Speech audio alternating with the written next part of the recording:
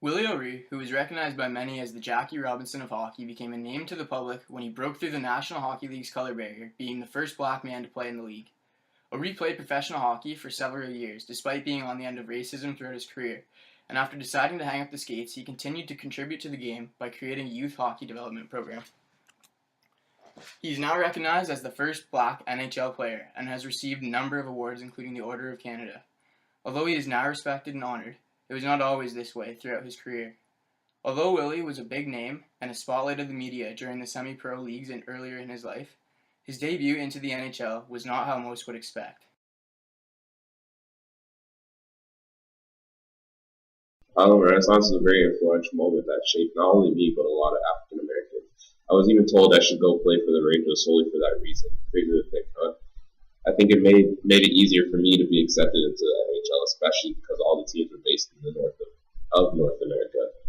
I can only imagine what it'd be like to play hockey and be the only black player in the South at that time. I've always given praise to Jackie Robinson for his bravery.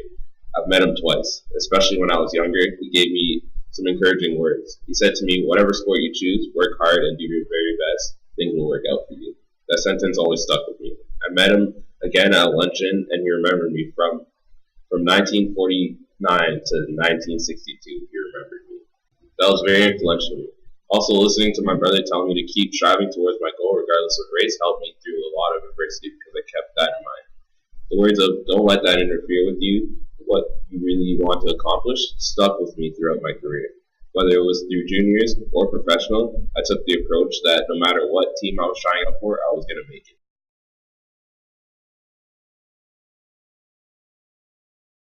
Were there any events that you think drove Willie to the success he achieved? Well, at the beginning of the season, I had wanted to make an all-black forward line. Maxwell got sent to Three Rivers, Collins didn't work out, and I ended up sending Willie home because he was acting out.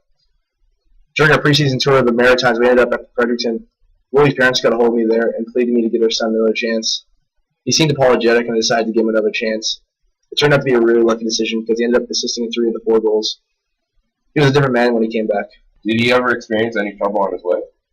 As most people know by now, Willie almost was entirely blind in his right eye. In one of his junior games, a straight puck caught him from the point. He was in front of the net and got cross-checked right into it. It never stopped him from pursuing his dreams, but I can't imagine Elton's performance. Did you think he was going to be anything special? After our last game with Marlborough, I knew he was going to be the Jackie Robinson of hockey. He was greeted into the NHL with very little emotion and hostility, and his color barrier breakthrough was minuscule compared to that of Jackie Robinson's, just a decade earlier. O'Ree's accomplishments, awards, and honors, on and off the ice, often shadowed the discrimination he received throughout his career. Notwithstanding racism, prejudice, bigotry, and ignorance on the ice, O'Ree was strong and pushed forward to achieve his goals. I think my race impacted my success just due to the fact that it made me work harder.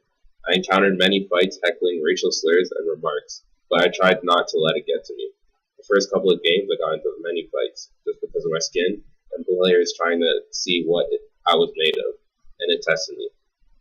But as time passed, I saw a lot more acceptance not only from the players on the ice, but the fans in the stands as well.